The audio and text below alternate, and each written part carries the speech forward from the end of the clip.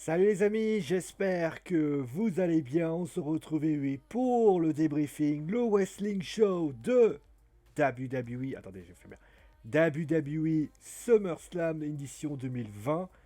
Il s'en est passé des choses. Il s'en est passé des choses et vous le savez, il s'en est passé beaucoup de choses durant ce pay-per-view qu'on va bien sûr prendre plaisir à décortiquer, analyser, regarder.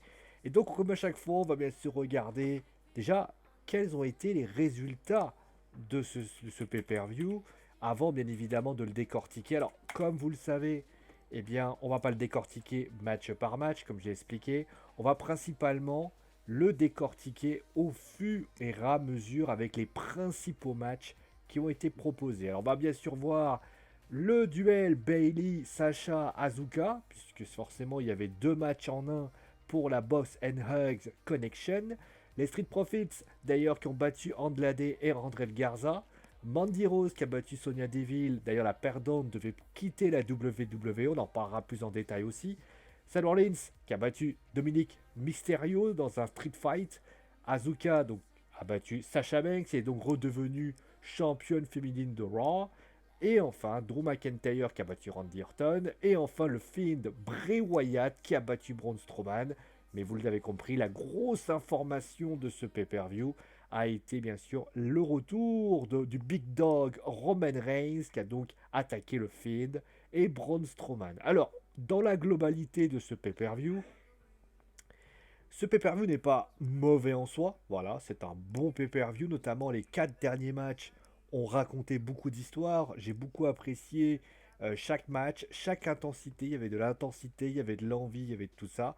Il y a un match, clairement, enfin deux matchs qui sont pour moi d'une qualité médiocre. C'est le match pour les ceintures par équipe de Raw et enfin Mandy Rose et Sonia Deville que j'ai trouvé assez quelconque. Et enfin, en termes de moyens, en termes de match moyen, on va dire ça comme ça, c'est Bailey et Asuka. Voilà, vous avez à peu près tout dit. Alors, on va commencer avec tout de suite, on va éclipser directement. Alors, oui, je voulais parler d'une chose très importante parce que forcément vous allez me demander mon avis sur le Raw, enfin sur le WWE Thunderdome. Alors Thunderdome, pour ceux qui savent pas ce que c'est le fameux, c'est les fameuses. En fait, la WWE ne pouvant pas accueillir de public réel, a décidé d'opter pour du public virtuel. Alors après, ça vaut ce que ça vaut. Mais en fait, vous avez autour de ce ring, eh bien, vous avez concrètement un, comment dire, vous avez des gens qui se trouvent autour, voilà, tout simplement, et ils donnent, enfin, a priori, ils encouragent, ils donnent, enfin, ils encouragent en tout cas, ça c'est certain, ils encouragent. Est-ce que j'ai trouvé cette idée intéressante? Est-ce que je l'ai trouvée judicieuse? Et clairement, était-ce une opération à renouveler? Alors, pour la dernière question, la réponse est oui, puisque c'est un bon concept. Voilà, c'est un bon concept de pouvoir faire venir le WWE Universe tel qu'il est. Voilà, ça c'est la première chose. Maintenant, dans l'exécution, il y a encore des progrès à faire. De toute façon, le projet, je pense, est encore en expérimentation, d'où le fait qu'ils l'ont déjà commencé non pas au SummerSlam, mais à SmackDown. C'est tout simplement pour une raison simple, c'est que quand vous mettez quelque chose de nouveau, il faut y voir une sorte de valeur ajoutée. Il faut que la WWE se dise, putain, ce que j'ai fait là, c'est une vraie valeur ajoutée, c'est une vraie valeur, ça me donne envie d'y aller, etc. etc. Il faut l'avouer, cela n'a pas vraiment... Moi, j'ai pas été plus intéressé que ça. En fait, le problème de ça, c'est qu'il y a un public, mais en fait, la question que je me demande, c'est comme ils sont très petits et disséminés, en fait, contrairement par exemple à un public réel qui aurait sans doute réagi, tu sens que ce public est encore trop fictif à mon avis. Euh, c'est un peu comme si moi, par exemple, tu mettais ma tronche et tu me mettais dans un coin du public. Bah, ce coin du public, au final, il n'a rien de plus que cela. Ça, c'est la première chose. Ensuite, le deuxième point, c'est que si tu n'as pas de valeur ajoutée, clairement, ton projet, il est assez bancal. Moi, d'ailleurs, surtout avec les encouragements, j'ai entendu que des encouragements. Je n'ai pas entendu d'encouragement pour un lutteur ou une lutteuse en particulier. J'ai l'impression que les sons sont enregistrés. Et ça, c'est très gênant. Ça veut dire que le public est réel, mais que concrètement, le contour est irréel. Il faut, alors là, je te dis clairement, la WWE, vous devez choisir votre camp. Soit vous décidez de faire un Raw, un Thunderdome avec un public fictif, c'est-à-dire vous décidez, mais ce public fictif, vous considérez qu'il a carte sur table, il peut dire ce qu'il veut, avec les risques qui qu'importe. On a pu voir notamment la débilité de certaines personnes qui ont notamment mis notamment c'est plutôt vers la fin, un logo du Ku Klux Klan qui est d'une débilité sans nom, et aussi une photo, je crois, de Chris Benoit. C'est vrai que forcément, la WWE, je pense au début, veut contrôler pour éviter ce genre d'écart, parce que bien évidemment, mais et forcément il y a un bannissement qui y est allé. Mais dans les prochaines semaines, moi, dans les prochains, j'espère dans les prochains mois, j'espère que les choses vont s'arranger. Mais dans les prochaines semaines, il va falloir faire innover, que le public scande par exemple Roman Reigns ou siffle Roman Reigns, qu'ils encouragent tel lutteur ou ne pas encourager tel lutteur. Il faut en fait que la WWE laisse peut-être soit il laisse carte blanche au WWE Universe avec les risques qui importent, comme un chat de Twitch, comme un chat dans un stream, par exemple. Moi, quand je fais un chat sur le stream, je peux récupérer des bonnes personnes. Je pense à Anthony, je pense à- notamment à M. Papetard et tous les autres. Mais je peux aussi avoir des personnes qui sont là pour troller, qui sont là pour faire du mal. Et ben, ce qu'il faut faire, c'est concrètement leur donner on va dire, l'impression que, quoi qu'il arrive, même s'ils essayent, ils ne pourront pas. Alors encore une fois, tout est état de projet. Pour l'instant, je ne suis pas convaincu par l'idée, mais je n'attends qu'à être convaincu. En tout cas, le concept mérite d'être essayé, et ça, c'est plutôt sympa. Bon, à place au pay-per-view maintenant, puisque vous avez maintenant mon avis sur le Thunderdome. Euh, alors, on va commencer avec clairement, voilà, je ne vais pas parler rapidement des ceintures par équipe de Raw. Pour moi, c'était une reste fumisterie. Je vais parler rapidement du match entre Mandy Rose et Sonya Deville, qui était un très mauvais match. Voilà, c'était un très mauvais match, mais qu'est-ce que ça pouvait être autrement, sachant que Mandy, ben, malheureusement, n'a pas le potentiel pour être une grande lutteuse. C'est pas péjoratif, c'est ainsi. Tu la sens, elle manque de, il manque beaucoup de choses en elle. Après, la victoire est logique, puisqu'on le sait, Sonia. D'ailleurs, on a expliqué pourquoi Sonia, d'ailleurs, c'est l'avocat de Sonia Deville qui a demandé à ce que ce match soit changé, parce que c'était un hair versus hair. Parce que, et je peux comprendre, parce que tu as un stalker, tu as un mec qui. C'est sûr que si tu y vas avec la tête rasée, forcément, la personne va se sentir plus vulnérable, etc. Ça peut se comprendre. En tout cas, moi, je trouve ça plutôt intéressant. Ça va donner aussi l'envie à Sonia de pouvoir renouveler sa gimmick et de pouvoir la rendre plus intéressante. Et j'espère que ça sera le cas. Après, bien évidemment, notamment, elle va devenir, je crois, Daria Benedetto. Alors, je sais plus si c'est Benedetto, je crois que c'est le jeu. Mais clairement, je suis quand même assez confiant, hein, pour Sonia Deville, qui sans doute va revenir avec une bonne gimmick. Après, pour ce qui s'agit de Mandy, bah maintenant il va falloir reprendre une nouvelle rivalité, remettre les bouchées doubles, parce que c'est pas en restant à côté d'Otis qu'elle va réussir à faire quelque chose. Passons maintenant, eh bien, à Bayley contre Asuka et Sasha Banks contre Asuka. Alors, dans la globalité, pourquoi j'ai dit que ce pay-per-view était plutôt intéressant déjà, c'est vrai que quand j'ai vu le pay-per-view dès le départ, je me suis dit putain, ça va être un pay-per-view de merde. Et au final, eh bien, le pay-per-view est tout monté crescendo, c'est-à-dire qu'on a eu un Bayley Asuka où clairement, je l'ai trouvé assez passable. Euh, j'avais là. Après, ça peut justifier par le fait que Asuka a dû se ménager. On rappelle qu'elle avait deux matchs dans la soirée, mais Bailey, elle avait un match et pourtant on avait l'impression qu'elle ne se ménageait aussi. Ça, c'était très particulier. Après, bon, pour Sacha, bah, je trouve que clairement Sacha, je me pose vraiment la question, est-ce qu'il n'y a pas un problème Sacha à la WWE? Je précise quand même que cette jeune femme a eu donc 5 titres, et ces 5 titres, à chaque fois qu'il y a eu un pay-per-view, ces 5 titres se transformaient en défaites. Ça a commencé notamment à Raw, souvenez-vous, et puis après, notamment, ça avait été, je crois, Night of the Champion. Elle avait récupéré à nouveau le titre à Raw, c'était avec la fameuse storyline avec Charlotte Flair. Elle l'avait à nouveau perdu, elle l'avait récupéré, elle l'avait à nouveau perdu. C'est toujours comme ça, Sacha Banks. Sacha Banks, c'est un lot de je gagne, je perds, je gagne, je perds. Et ça ne construit pas. Quand, à un moment donné, j'avais une discussion avec une personne qui me disait McIntyre doit rester champion tout le temps. Parce que ça va le crédibiliser. Est-ce que vous pensez, ne serait-ce qu'une seconde, que là, vous crédibilisez Sasha Banks? Alors, dans le mauvais sens. On peut dire que ce que fait la WWE n'est pas crédible pour Sasha. Mais en fait, c'est la manière dont les choses sont racontées qui sont importantes. On peut perdre une ceinture. Regardez, par exemple, imaginons que le Fiend perd sa ceinture la semaine prochaine. On dira simplement que le Fiend a perdu sa ceinture, mais que Strowman l'a perdu. Mais quand tu regardes la rivalité entre Strowman et le Fiend, et bien finalement, tu te rends compte que Strowman, il a une gimmick, il a eu un bon règne, et que ce règne a été construit par ce qui s'est passé. Aujourd'hui, si Randy Orton avait battu Drew McIntyre, moi j'aurais eu un souci d'inachevé. Parce que Drew McIntyre n'a pas eu de momentum. Son momentum, notamment, qu'il a eu notamment au SummerSlam, et qu'on va en parler tout de suite après, d'ailleurs. En tout cas, c'est comme ça que je vois les choses. On va parler quand même rapidement, hein, je vais parler très rapidement. Voilà, pour moi, Sacha, je pense que c'est une bêtise. Donc le match de Sacha est très bon. Voilà, c'était plutôt un bon match. J'aurais préféré que Bailey perde la ceinture et après, ça voulait dire que après, je peux comprendre la WWE dans le sens où tu peux pas faire gagner Asuka puisque tu l'as fait transférer du côté de SmackDown, mais à la limite, Sacha aurait pu dégager du côté de Raw. Ça aurait pu être une idée. On cherche malheureusement une face avec le départ de Becky Lynch.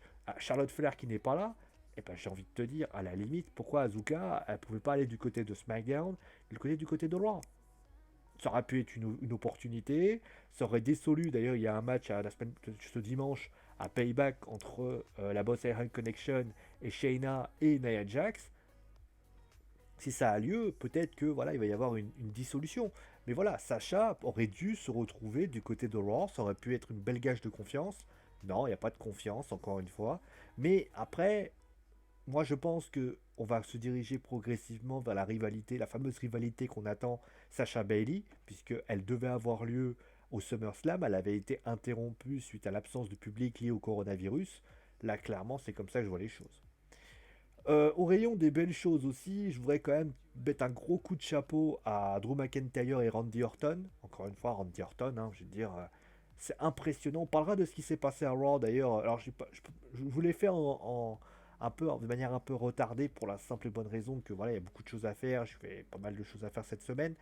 Mais en tout cas, pour Drew McIntyre et Randy Orton, c'était vraiment un super match. Moi, franchement, j'ai adoré ce match. Beaucoup d'intensité, beaucoup d'envie. Euh, Franchement, il y avait vraiment une puissance entre les deux. J'ai vraiment adoré ce match. Drew McIntyre a été vraiment au top et Randy Orton l'a été. J'aurais aimé peut-être plus de. Ils ont fait une prise en 4, mais j'aurais aimé plus de références à ce qui s'est passé. Il y a eu le punt kick, mais j'aurais aimé plus de choses. Mais après, c'est vraiment faire la fine bouche. C'était un super match et honnêtement, j'ai adoré ça.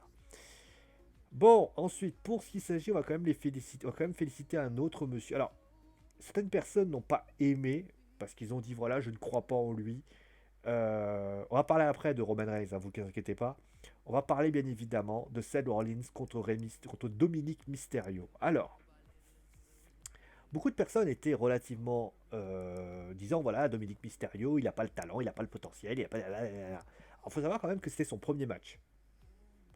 Un petit peu intimidé, parfois on peut être intimidé.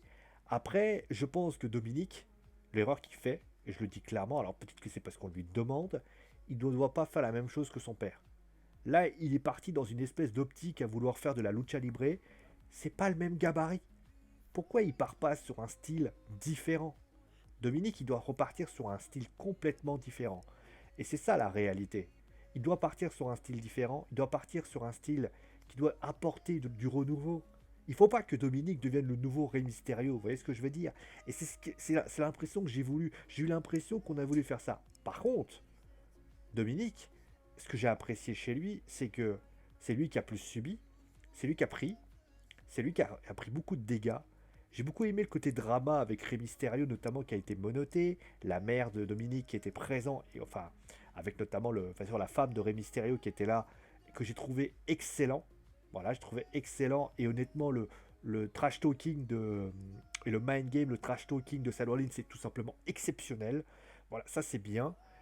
La fin, le final est exceptionnel aussi, c'est-à-dire que tu as un Rey Mysterio qui essaie d'attraper, et là tu vois le curse stomp arriver. Moi, ce que j'aurais fait, je le dis clairement, moi, ce que j'aurais fait un truc encore plus drama. J'aurais fait un. En fait, c'est là, vous voyez à quel point des fois la WWE, encore une fois, ce qui a été proposé est plutôt bon, mais je pense qu'il y a autre chose à produire. Je veux dire, moi j'aurais fait que Rey Mysterio ou Angie fassent, voilà, fassent abandonner son fils. C'est qu'à un moment donné, le mec dans sa tête, il se dit voilà, il va lui péter un œil ou un truc comme ça, il lui demande de ne pas intervenir. D'ailleurs, il intervient pour information. Eh bien, moi, je me dis, il faut pas. Et voilà, l'intervention, il faut qu'elle soit. En tout cas, moi, j'ai adoré ce match. Je trouvais qu'il y avait beaucoup d'histoires qui avaient été racontées. Ils ont eu envie de raconter des choses. Justement, ça a été plutôt bien raconté. On va voir comment les choses se passent. Alors, encore une fois, ça va sans doute peut-être se terminer ou ça va peut-être continuer. Moi, j'espère que ça va continuer. Mais après, il va falloir renouveler la rivalité. Mais en tout cas, c'est plutôt de bon augure. Dominique a fait un bon match pour ce qu'il est capable de faire. En tout cas, en termes de soumission, en termes de subir. Franchement, c'était super cool. Après, il faut l'avouer une chose. Dominique, maintenant, tu as fait ton premier match. J'ai été indulgent avec toi pour ce mois-ci. Là, clairement, là, on va voir si à Payback tu reviens, ou peut-être plus tard. Là, je vais t'expliquer une chose. Là, je vais regarder ton match à Raw. Je vais regarder ton match à Raw de la semaine prochaine. Je vais regarder ton match peut-être à Payback. Clairement, si tu me fais une tuile, je vais pas te louper. Voilà, clairement, j'étais sympa là, je ne le serai pas. Bon, ensuite, le Finn contre Bray Wyatt, Strowman, main event. Match assez court, clairement. C'était plutôt un bon match. Voilà, c'était un bon match. Je trouvais d'ailleurs que le Faux Count Anywhere était plutôt bien amené. Il y avait des belles choses, notamment les attaques en coulisses, etc. C'était un match assez court, donc forcément, il fallait concrètement faire quelque chose de bien. Mais je suis quand même déçu.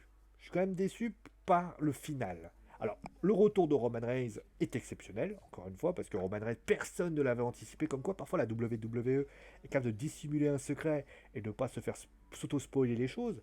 Mais j'ai le regret de vous dire que le final ne me plaît pas. Pourquoi? Parce que le Finn a gagné. Très bien, alors c'est super et tout ce que tu veux. Mais là, il va y avoir un triple threat match et je vous garantis tout ce que vous voulez que Roman Reigns va être champion universel de la WWE. Mais en réalité, moi, ce que j'aurais fait, en étant un peu logique, j'aurais. Alors, Roman Reigns revient très bien d'ailleurs. Hein, il attaque Braun Strowman. Alors, tout le monde a cru que c'était un heel turn. C'est un peu tôt pour le dire que c'est un heel turn. Je serais plutôt dans une optique de vengeance. Mais j'ai l'impression qu'il fallait justifier sa présence. C'est-à-dire que quand il arrive, Roman Reigns, il dit c'est moi qui l'ai créé. Non, ce n'est pas toi qui l'as créé, c'est Bray Wyatt qui l'a créé. Puisque c'est le Fiend. C'est ça la réalité. Et donc, pourquoi tu as besoin de dire ça? Parce qu'il faut justifier sa présence. Sinon, Roman Reigns, pourquoi il revient? Braun Strowman n'a rien contre lui, et le Fiend n'avait pas commencé sa rivalité puisque c'était Goldberg à sa place. Dommage, c'est dommage parce que je pense qu'il y avait du travail. Et je pense que ce qui aurait pu simplement se passer, c'est que Roman Reigns vienne et s'en prenne au Fiend, ou à la limite, moi, enfin, la venue de Roman Reigns, en fait, vous voyez, j'ai même du mal à trouver une raison. En fait, Roman Reigns, s'il doit venir, c'est qu'il y a une raison. Il faut pas qu'il vienne pour venir, en fait. Moi, j'aurais été le Roman Reigns, j'aurais, par exemple, je serais venu dans un match plus classique. Je sais pas, j'aurais, par exemple, Seth Rollins, Dominique Mysterio, il y aurait une raison. Seth Rollins veut s'en prendre à Dominique. Seth Rollins, c'est le pote, enfin, c'est un ex-pote de Seth Rollins. Euh, Là, ça aurait pu falloir quelque chose. Là, Dominique aurait gagné. Après, tu aurais dit, ouais, ça aurait lancé la rivalité avec Seth Rollins. Non. Puisque lui, il est à SmackDown. Donc quitte à faire Seth Rollins contre Roman Reigns à Payback. Pourquoi pas? Pourquoi pas? C'est juste la semaine prochaine. Pourquoi vouloir aller aussi vite? C'est ça, je me demande. Pourquoi ne pas prendre les choses pas à pas? Là, tu veux l'envoyer direct au titre suprême. C'est bien. Mais il aurait fallu construire quelque chose avant. À la limite, s'il n'y avait pas Payback la semaine prochaine, j'aurais dit, bon, allez, ça se tente. Mais là, ça veut dire que la semaine prochaine, peut-être que tu vas avoir Roman Reigns champion. Ça me paraît un peu court. Voilà, ça me paraît un peu court et moins travaillé par rapport à ça. Voilà, voilà, c'est tout ce que j'avais à dire sur le pay-per-view. Bon pay-per-view malgré tout. Voilà, il y avait quand même des belles choses, il y avait des belles histoires, il y avait des bons bumps aussi, il faut quand même le dire. Malgré tout, il reste en dessous de NXT Takeover 30 et encore très loin en dessous que de WrestleMania, bon ça à la limite, mais de Double or Nothing. Encore une fois, je suis obligé de le comparer à Double or Nothing, Et Double or Nothing a éclaté le SummerSlam. Les matchs étaient bien meilleurs à ce moment-là que l'autre. Malheureusement. Le main event entre Keith Lee et Karrion Kross est plutôt intéressant. D'ailleurs, beaucoup de monde ont comparé le premier match de Dominic Mysterio à Pat McAfee. La réalité, c'est qu'ils ont raison. Pat McAfee a fait un bien meilleur match que Dominic Mysterio. Dominic a été relativement quelconque par rapport à Pat McAfee qui a été, pour moi, extraordinaire. Et par contre, il y a un point que je voulais dire, c'est que certes, le pay-per-view n'est pas mauvais dans l'ensemble, mais à NXT TakeOver, il y a des super matchs. Il y a Pat McAfee contre Adam Cole. Tu as le match de l'échelle qui est pour moi un excellent match de l'échelle. Tu as Karrion Kross contre Keith Lee qui est plutôt intéressant, avec notamment une épaule luxée. Yoshirai contre Dakota Kai qui est pas mauvais. Non, je raconte une connerie. Dakota Kai et Yoshirai c'était nul.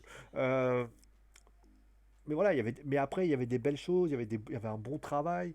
Là, c'est vrai que ça restait quand même un petit peu trop léger par rapport à ça. C'est dommage, clairement, c'est dommage. Mais voilà, voilà,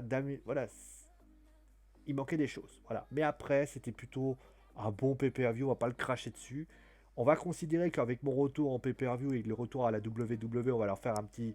Allez, je vais être sympa pour une fois, mais clairement, allez, la WWE, faut vous lancer les chevaux, il y a Retribution qui arrive, des choses qui se passent, on peut quand même faire des choses pas mal.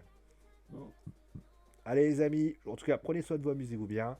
Je vous fais le rentrer rapidement. D'ailleurs, j'ai mis les catch actu, notamment euh, ce soir, juste pour voir justement ce que vous en pensez. Dites-moi d'ailleurs dans les commentaires à quelle heure vous voudriez vos émissions. Ça me sera sympa. Prenez soin de vous, amusez-vous bien. Et ciao les amis.